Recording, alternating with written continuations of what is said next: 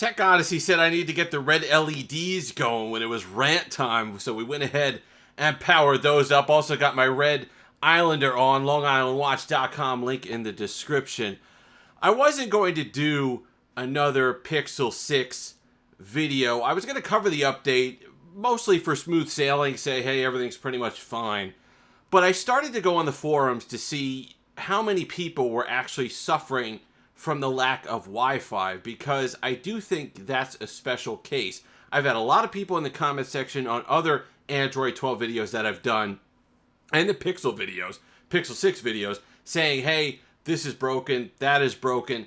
But the Wi-Fi one strikes me as particularly painful, because when I'm reading through the comments of people who are actually suffering from that, it has a monetary penalty along with that.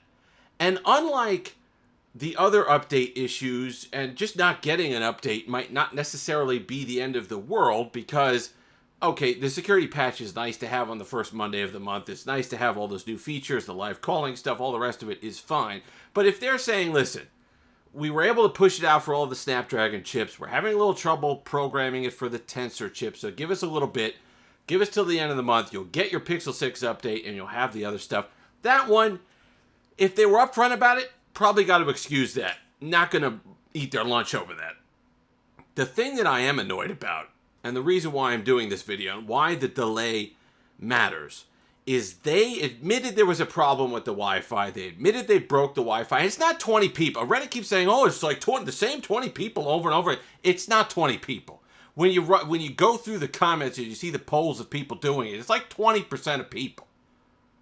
They'll have 4 phones. They all got 4 Pixel phones in their household, and one of them doesn't work. There was one. Well, I had 2. My wife has one. I have the other one. One doesn't work. Mine happens to work that I have personally, but you can see how a lot of people are suffering from it. Just like a lot of people had the errors from the beginning with the Pixel 6. They had the various difficulties, the system UI stuff, all the crashes that were going on, like I did. I did suffer from that. But it was largely corrected with the January update. But people were kind of putting that off as well. Oh, it's just a few people. Mine's fine. My Pixel 6 is fine. I don't know what people could possibly be talking about. Yes, I know. It's unreal that someone else could have an issue with a phone that you don't have. It's inconceivable. But there's plenty of people who don't have Wi-Fi. And the one comment that got me upset was a woman saying, I've had to use data for a month. I'm scared to see my bill. And when you talk about other bugs and you start to get that whataboutism as well, Samsung, hey, well, if you're looking for a perfect phone, you better keep looking because no phone's perfect. Yeah, I get it. But the comment is usually Wi-Fi is something that should be handled.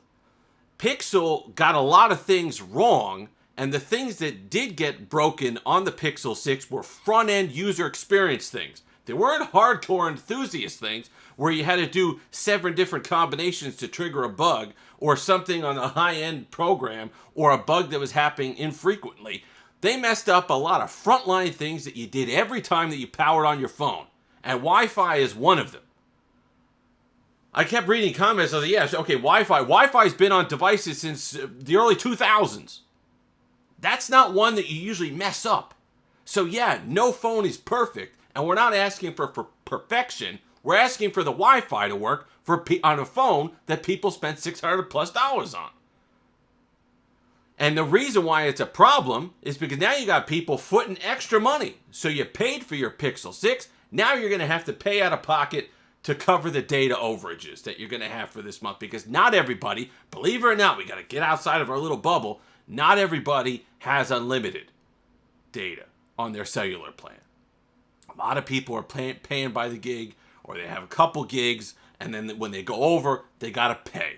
And so if they're not using Wi-Fi at home, and they're using their phone as their only computing device, that's a problem. And it's usually a problem for the people who can't afford it the most, which is what we forget. So the fact that Google was able to acknowledge that there was a problem in the first place, so they acknowledged that Wi-Fi was broken on some of these devices, and they said that they had a solution for it, but they were going to hold it back for the March update that now is delayed. Why? Why? Other than just this bizarre thing that they have where they're just not going to update mid-month or something, but they came out with that weird 10 megabyte update in February. What was that for? Why couldn't you just do that? Two things. Either you're lying and you didn't have a fix for it, but you were hoping that you would by the time the March update was ready, or two, you're just a moron and you're coming off as arrogant. Neither option's good. There's no reason why, if you had a solution to the Wi-Fi problem, that you shouldn't have pushed out an emergency update for those people so they're not getting charged. Google Fi has a plan like that. You paying the overages? You got people on Google Fi that are going to be going over this month because you pushed the phone on them. You did all that marketing and all the advertising and all the rest of it to say, this is this. Look at us. We're the fun phone. Look at how fun and friendly and consumer friendly this is. And we're Google. We do the software updates correctly. We're the Android. We're the iPhone of Android. Come on in. We're fine. This is the phone you're going to want to have. If you want an Android and you're scared of Android, come and get yourself a Pixel 6. It'll be fine, and it's not for a lot of people. And I don't want to hear these comments, well, they should just update or they should just load up the beta. It fixes the Wi-Fi thing. Or they should sideload the update from somewhere else. Does a prepaid plan scream enthusiast to you? Someone who would do that? Does it really? Or is it just someone who's just trying to go to work, get their job done, and they can't use Wi-Fi on their phone? Who's not an enthusiast, just a general consumer that wanted a phone that worked? I don't care that it didn't affect you. It's affecting a lot of people. And the problem is, it's not just a matter of waiting for a new feature, like live calling. If that were the case, no one's having a heart attack over that. You're saying, oh, I gotta wait a few weeks. Oh, it's no big deal. You're not being affected by that. People are being affected in their pocket by this. And that bugs me. And that should bug a lot of people when you're talking about consumer level tech. I don't know. It seems to me that they are able to just fumble so many basic things. And people are now paying. Even though it's not you. I understand it may not be you. Step out of that. Understand that it could be somebody else. So instead of coming at the person who's paying a bill because of this, and coming at them hard saying, oh, just return it. Just return it. What if they just use that to communicate with their kids, work, whatever it happens to be? That's inconveniencing them on a device they paid good money for. Nonsense. Don't come at them for their problem on a device. Come at Google for having a solution for it and not releasing it. But we don't, I don't get upset about these things. If you've made it this far, like, comment, subscribe, all that fun stuff. It bugs me. It just bugs me. Like I said, it affects the people that can't afford it the most. And that part's annoying. People on prepaid plans that have a limited set of data and rely on the Wi-Fi can't use their device. And that's wrong, especially when Google is just arbitrarily, either they lied or they're just arbitrarily holding back the solution that can make their experience that they invested in them and trusted Google to give them. Until next time, perhaps my blood pressure will be down by then. Have that Steve-licious day.